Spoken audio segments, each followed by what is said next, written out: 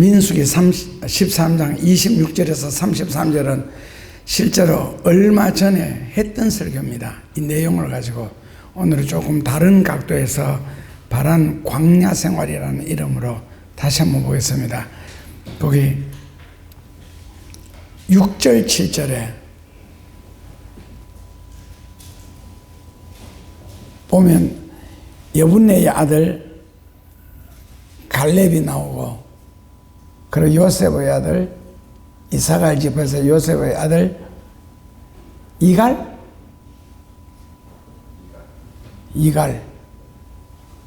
나오고, 그 다음에 이제 8절에 눈의 아들 호세아,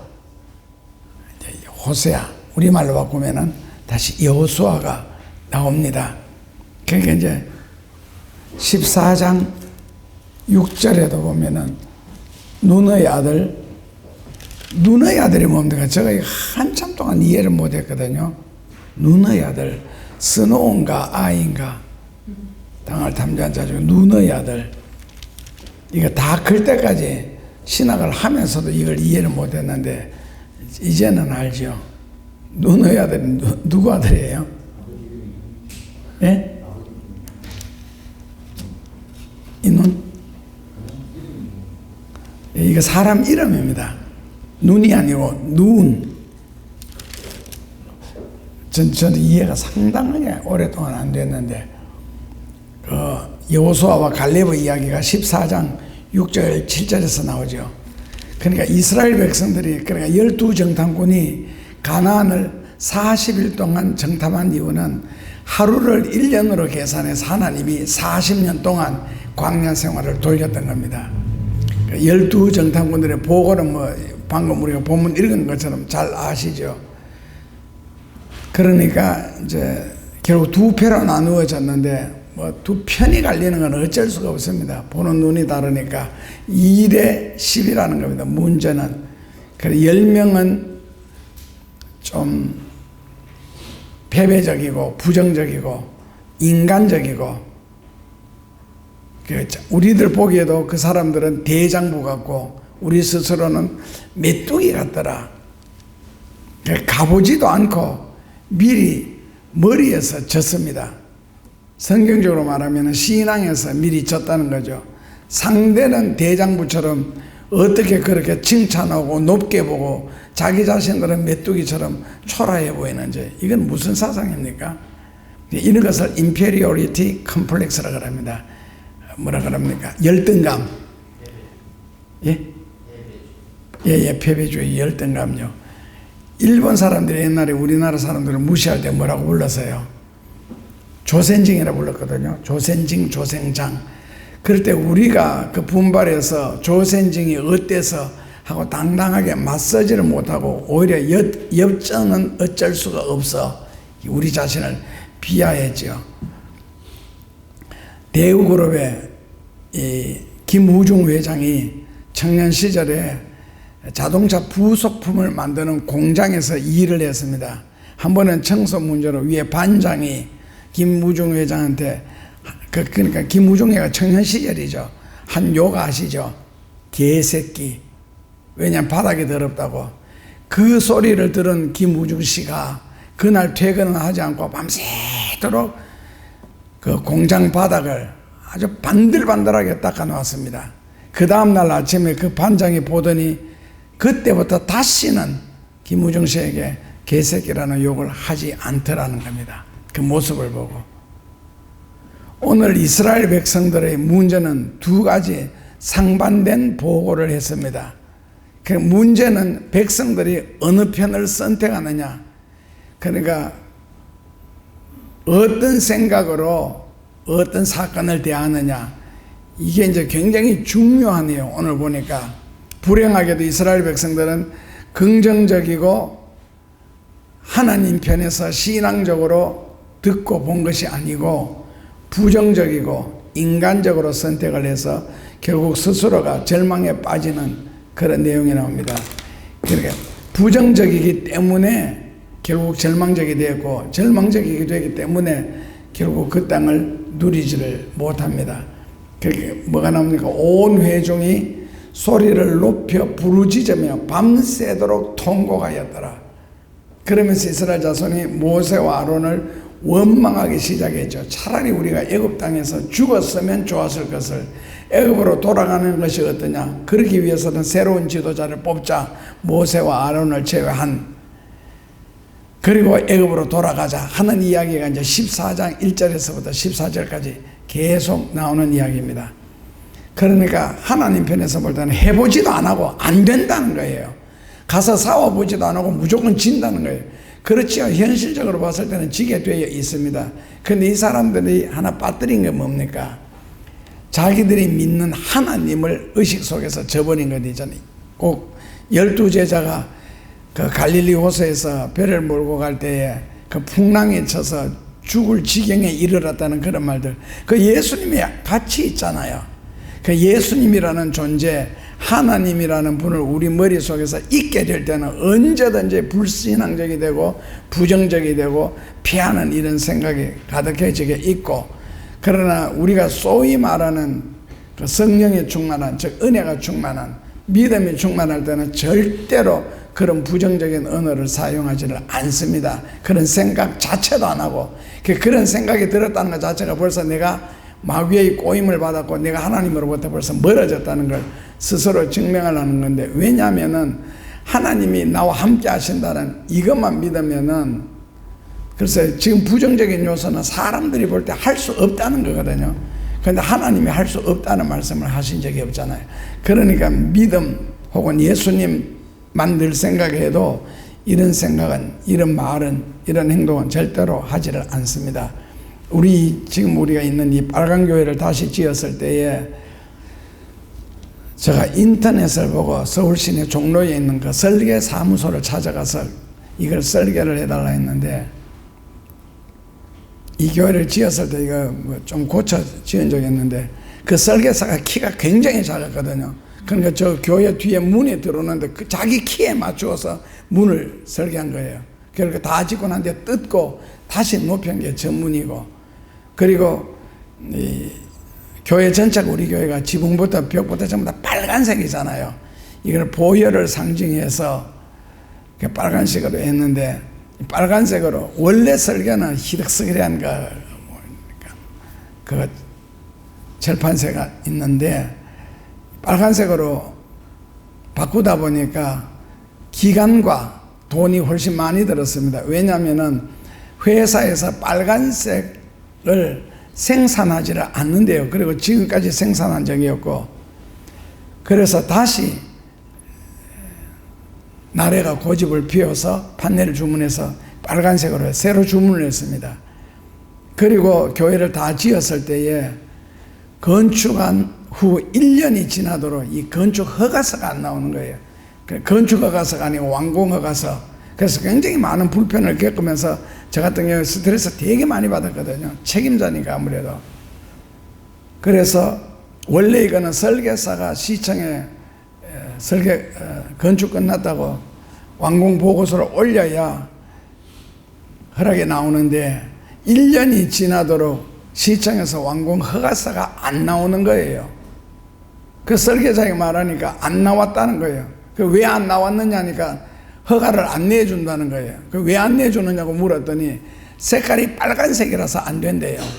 자기는 빨간색으로 건축을 해본 적이 없거든. 그리고 이 근처가 전부 다 뭐 주택 지역이라 그러더나. 그렇게 해서 빨간색은 안 된다. 법적으로 빨간색은 안 되고 노란색은 된다는 게 어디에 있느냐니까 그런 건 없다는 거예요.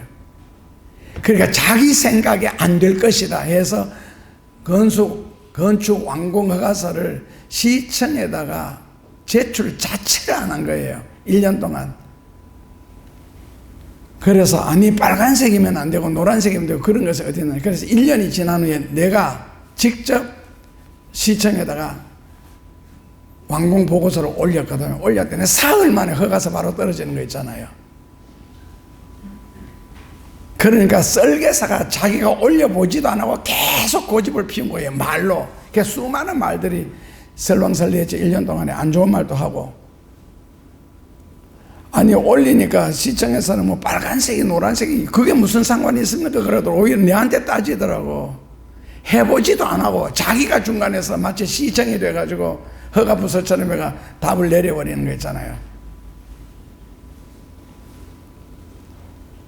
그 사람 잘 만나야 되는 거, 누가 뭘 하느냐가 굉장히 중요한 거. 우리가 뭐 세계에서 놀란 사건 하나이죠. 충청도가 아산만 물막이 공사를 할 때 세계가 불가능하다 그랬습니다. 그 기술자들만 불가능하다 한 것이 아니고, 왜냐하면 거기는 뭐 조사하기가 심해가 물살이 너무 빠르기 때문에 절대로 그 물을 막고 공사를 못한다 했을 때에, 그때 정주영 회장은 학문으로 만들어진 사람이고 삶의 현장에서 뼈가 굵은 사람이잖아요. 그 정 회장이 한 말 잘 하시죠. 해봤어? 이 말이 대한민국의 지식인들을 바꾸고 전 세계 사람들을 놀라게 한 말입니다. 해봤어? 그리고 한국으로 바꾼. 그 소위 박사라는 자들이, 공부했다는 자들이 해보지도 않고 물살이 새서 안 된다는 거예요. 그 정 회장이 한 게 뭡니까? 그 무지무지하게 큰 유조선이던데 그걸 거기에 갖다 놓고 깔아앉혀가지고 그 다음에 공사를 했거든요. 그래서 그 현대의 정주영 회장은 그 인생에 그분이 돌아가셨는데 명언이 10가지 정도가 있더라고. 그 중에 첫째가 해봐서, 둘째가 안 되면 될 때까지 해. 이제 이 군대 용어인데, 안 되면 될 때까지 해봐. 그리고 안 되는 이유를 찾지 말고 되는 방법을 찾아. 굉장히 밑에 그 현대그룹에 서울대 나온 사람들이 수백 명 됩니다. 그 정주영 회장이 하는 말이 그렇잖아. 나는 국민학교도 졸업 못했지만 내 밑에는 서울대 졸업 박사들이 이렇게 많이 일을 하고 있다고. 안 되는 이유를 찾지 말고 되는 방법을 찾아. 그러니까 재벌이 되기까지 얼마나 많은 어려움을 겪었고 불가능에 부딪혔겠어요. 근데 작은 어려움에 마음이 왔다 갔다 하고 울고 불고 걱정 근심, 그래서 큰 인물이 못 되는 거거든요. 그래서 큰 사업을 못 하는 거고. 삼성의 이건희 회장은 안 된다고 하지 말고 처자식을 빼놓고는 다 바꿔. 결국 그게 삼성을 만들어낸 거고요. 어려움을 다 품고 다 안고 살면서 혼자를 울고 고난을 받으면서도 결국 시간이 지나고 나니까 현대 밑에 삼성 밑에 얼마나 많은 사람들이 그러더래요. 정주영 회장 보고, 아, 당신 부자 됐다고. 그래서 가만히 뒤를 돌아보니 자기 밑에서 100만 명이 먹고 살고 있더래요. 직원만 100만 명. 그 일일이 다 반응하고 울고 웃고 이러다가 어떻게 인생을 삽니까? 하루 중에서도 밤이 있고 낮이 있는데, 우리나라 속담에 심리를 가다 보면 소똥 보고 개똥도 보고 말똥도 보는데 세상에 어렵지 않은 일이 어디 있습니까? 그리고 쉬운 일이 어디 있습니까? 그리고 어렵다고 일일이 사람 붙잡고 다 이야기합니까? 그리고 쉽게 해서 이루어 놓은 것이 무엇이 있습니까? 하다못해 운동 경기를 할지라도 훈련을 더 했느냐 덜 했느냐 처음에는 표 안 나요. 1점에서 출발하기 때문에. 근데 나중에 갈수록 언제 그 다음에 끝에 가서 확실하게 표가 나는 것 있잖아요. 확실히 훈련을 많이 한 사람은 표가 납니다. 쉽게 해서 세상에 남을 수 있는 건 아무것도 없습니다. 하다못해 돌을 몇 개 샀는 경주 불국사 그 높이 10m밖에 안 됩니다. 그런데도 그거 샀는데 몇 년 걸렸어요? 40년이나 걸렸습니다. 그것도 백제에서 아사달이라는 기술자를 데리고 와가지고 결국 10m도 안 되는 돌을 샀는데 수십 년이 걸렸다고요. 그리고 1300년이 지난 지금도 고려시대 때 지진이 일어나고 삐걱했는데도 아직도 잘 견디고 있잖아요. 멀쩡하고. 연약한 사람들은 고난 앞에 무릎을 꿇습니다. 그리고 탄식을 하고 입으로 풀고, 그러니까 고난이라는 벽을 넘지를 못하고 실패를 하게 되거든요. 그리고 성공한 사람들을 부러워합니다. 그들이 겪었던 고난, 그들이 겪었던 어려움, 이런 거는 다 나는 피하고 싶고 그들이 성공만 부러워한다고. 책장이라도 넘긴 사람들이 주로 하는 말이 해보지도 안 하고 안 된다는 거예요. 얄밉지요. 해보고 안 되는 것이 아니라 이론적으로 안 된다는 겁니다. 이것은 현실에 보지도 않고 머리로 안 된다는 겁니다. 그러니까 정주행 회장이 이봐 해봤어 라고 고함을 지르고, 이건희 회장 같은 경우에는 안 되면 될 때까지 해, 마누라 처자식 빼놓고는 다 바꾸어. 이게 인생 선험자들의 이야기입니다.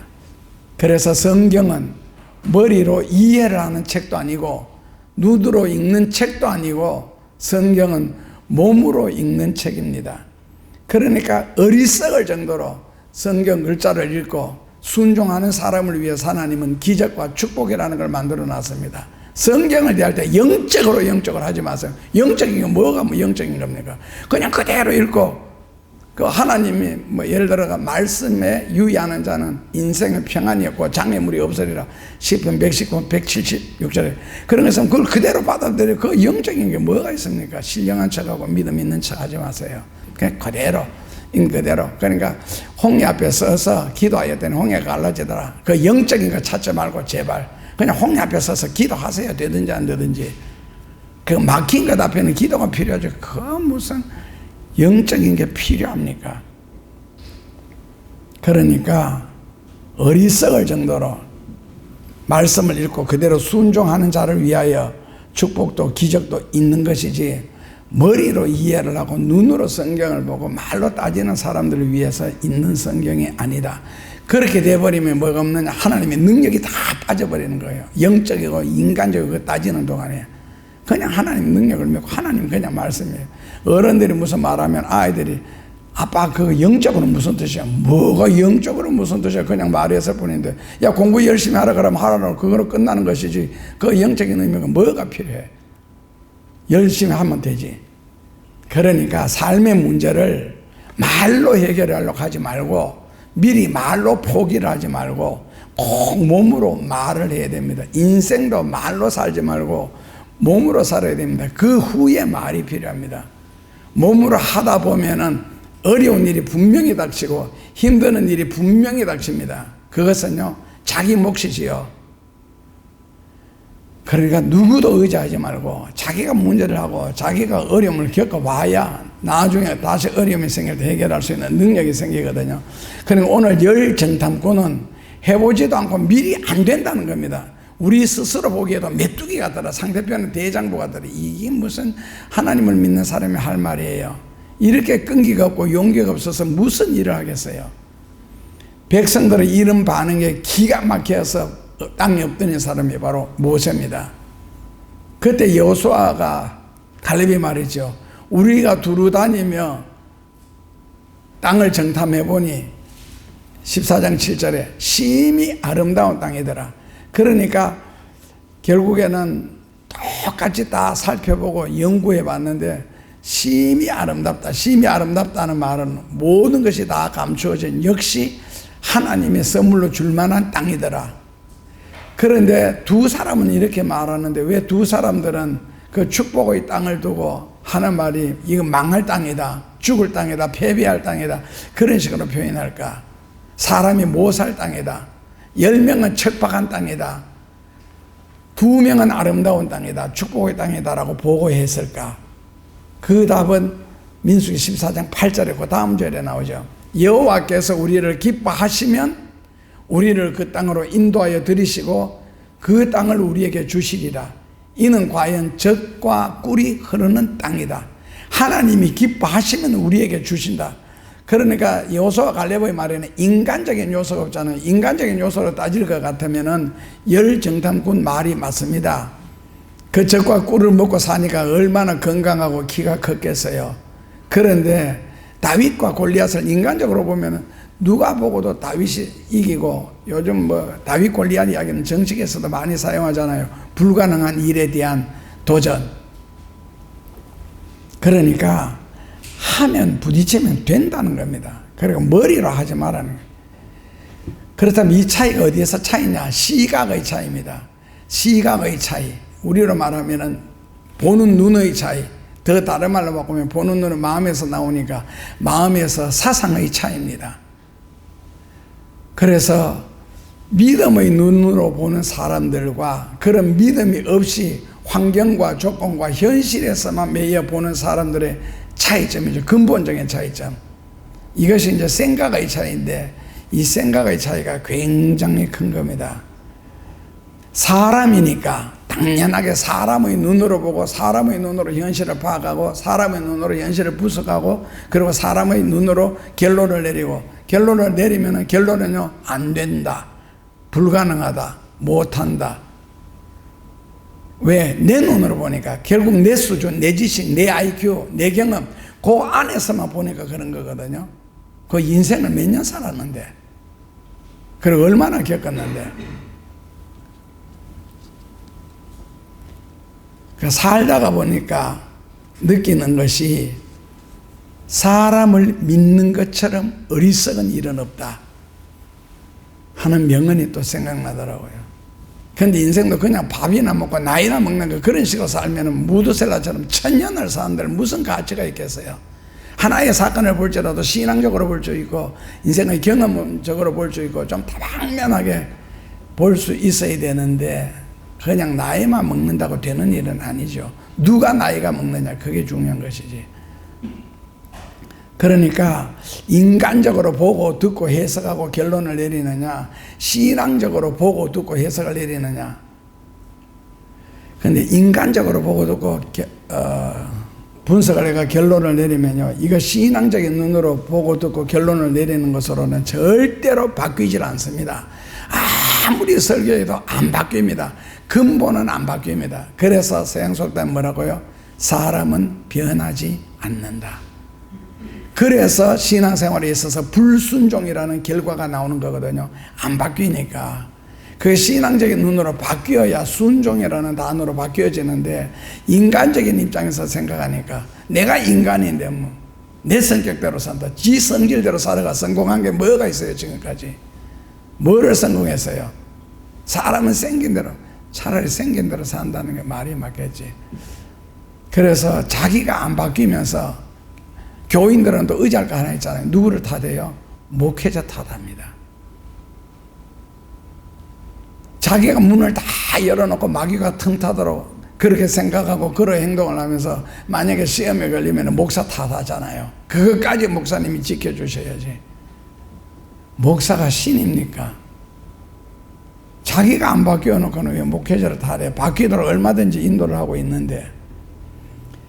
그러니까 갈렙과 여호수아는 가나안 땅이 하나님께서 허락하신 약속의 땅이라고 보았기 때문에 하나님이 기뻐하시면 우리에게 주신다는 결론이고, 열정탐꾼은 인간적으로 보니까 믿음 없이 보니까 가능성이 없다는 거거든요. 그 척박한 땅, 패배할 땅, 자기들이 망할 땅, 죽을 땅으로. 왜 그렇게 보았습니까? 무엇이 사람의 생각을 이렇게 정반대로 바꿔놓겠어요? 똑같은 사건을 바라보면서, 똑같은 일을 바라보면서 말을 왜 정반대로 해요? 그러니까 내 편이 같으면 무조건 편들고 무조건 뭐 미화로 여구를 가지고 꾸며대겠지요. 그 반대편 되면 벌써 이미 마음이 닫혀 있어요. 그게 바로 생각의 위대한 점이거든요. 그래서 생각 속에 무엇이 들었느냐에 따라서 말이 달라집니다. 말이 달라지니까 인생도 달라지고 역사가 달라지고, 그러므로 생각 속에 무엇을 집어넣느냐, 그렇게 어떤 생각을 하도록 생각을 만들어 놓았느냐에 따라서 인간의 실패와 성공, 죽음과 삶, 망함과 축복으로 바뀌어질 수가 있거든요. 승리와 축복으로 이끌 수도 있고. 그렇다면은 2026년도에는 그게 이제 오늘부터 살아갈 앞으로 여러분들에게는 어떤 해가 될 것 같아요? 축복의 해가 될 것 같아요? 저주의 해가 될 것 같아요? 이때까지 살아온 그 어떤 해보다가도 형통한 해가 될 것 같아요? 꼬이고 막히는 해가 될 것 같아요? 이거는 여러분들 속에 뭐가 들었느냐에 따라서 달라집니다. 그래서 잠언 4장 23절에 하나님이 말씀하셨죠. 무엇보다가도 너가 지켜야 할 것은 너의 마음이다. 이 마음이 뭐 손에 쥘 수 있어야 뭐 열쇠라도 만들어가 지키든지 하는데, 마음은 보이지도 않고 손에 잡히지도 않는데 마음을 지켜라. 무엇보다가도 최우선적으로 너 마음을 잘 관리하고 간수하라. 하나님이 그렇게 말씀하셨습니다. 마음이 그렇게 중요한 이유가 뭐겠어요? 마음의 생각에 따라서 생사화복이 달라지고 그 생사화복은 마음에서 나오는 말에 따라 좌우되기 때문에 그렇습니다.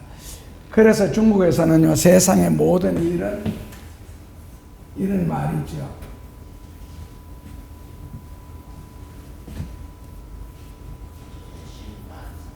네.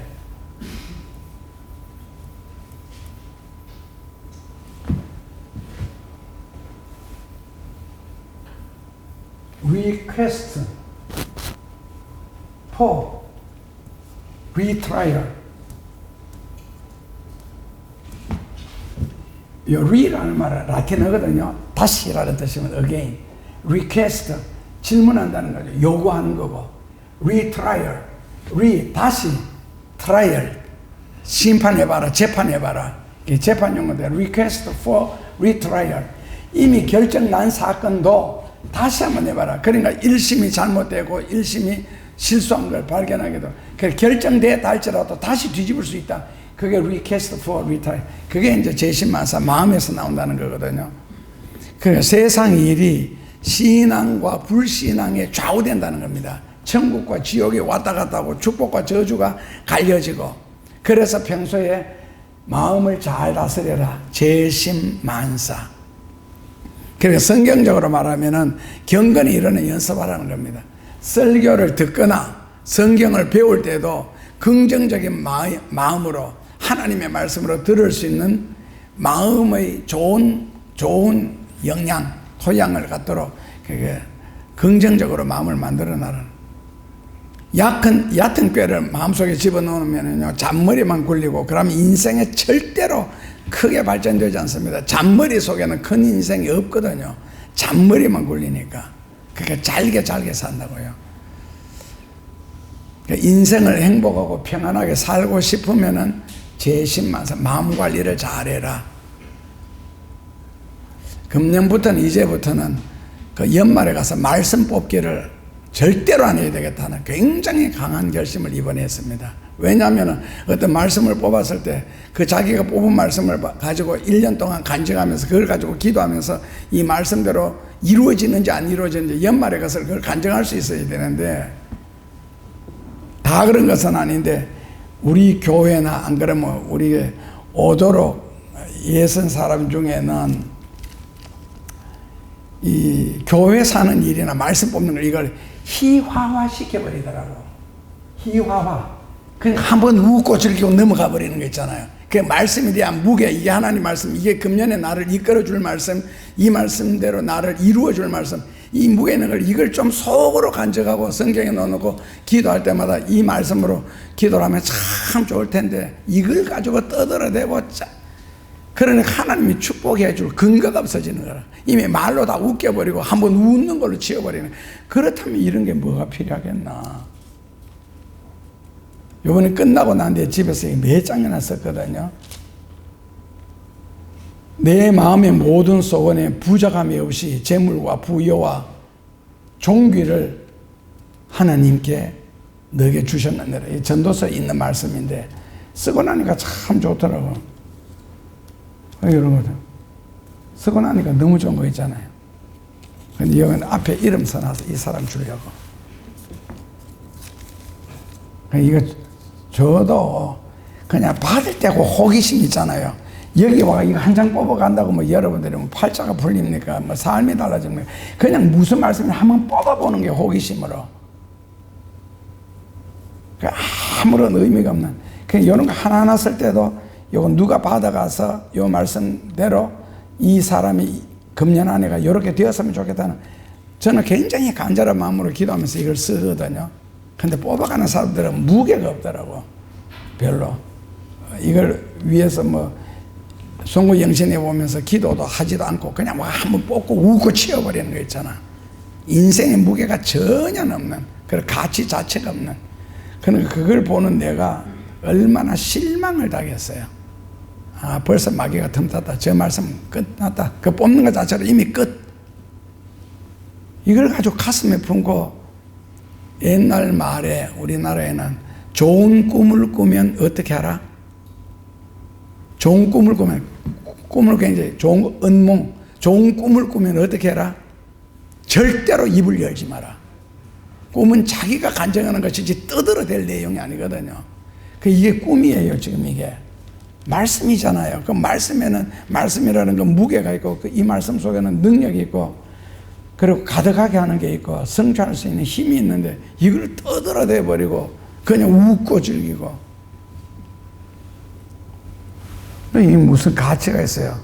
그래서, 내년부터는 이걸 하지 말고, 그냥 성경을 올려놓으려고. 그리고 성경 들고 가라. 각자 성경 앞에다 안 해놓고. 성경 안에 다 들어있잖아요, 이 말씀이. 그 성경에 있으면 되지, 이렇게 할 필요는 뭐가 있어. 하는 그런 극단적인 것까지. 제가 생각 외로 이런 부분에 대해서는 굉장히 치밀하거든요. 성격적으로. 근데 이게 웃음거리가 돼버리니까 내 정성과 내 중심과 내 기도하고는 뭐 정반대로 흘러가니까 저 사람은 끝났다 싶은 생각. 그런데 이상한 현상은 뭔지 아시죠? 뒤에서는 자기가 뭐 잘된 일, 풀린 일이 있으면 그걸 막 자랑을 한다고.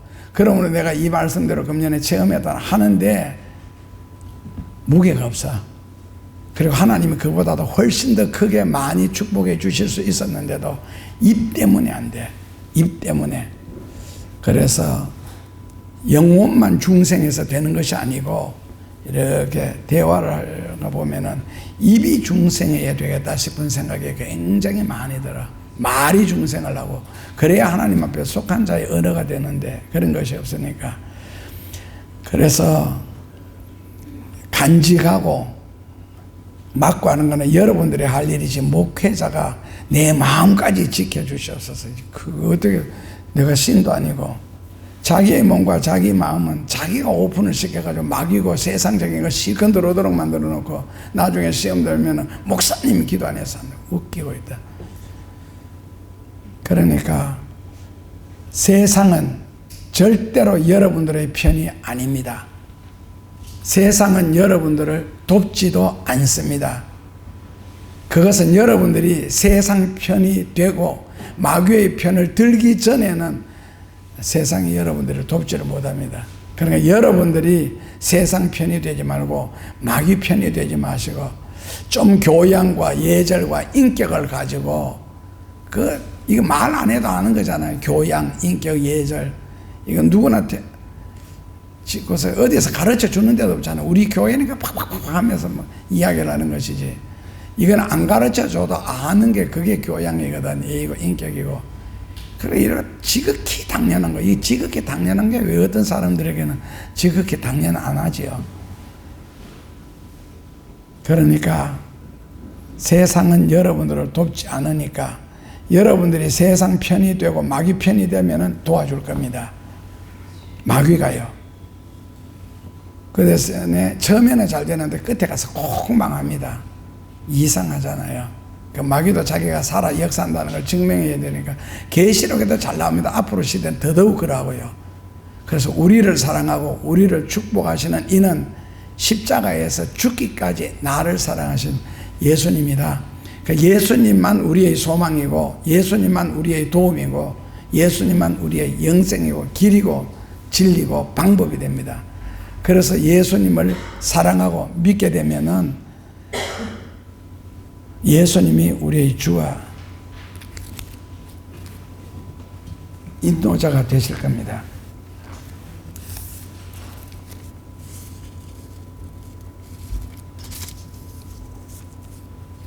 누가 가져갈지 모르겠지만은 그래서 너는 내 품에 있어라. 그러면 나의 사랑을 받으리라. 한 구절 썼습니다. 그러니까 사람을 믿는 것처럼 어리석은 일이 없다. 이 말 도저히 이해가 안 되죠. 나이가 80대에 가면 이게 진리다 그러는 걸 깨달을 때가 올 겁니다.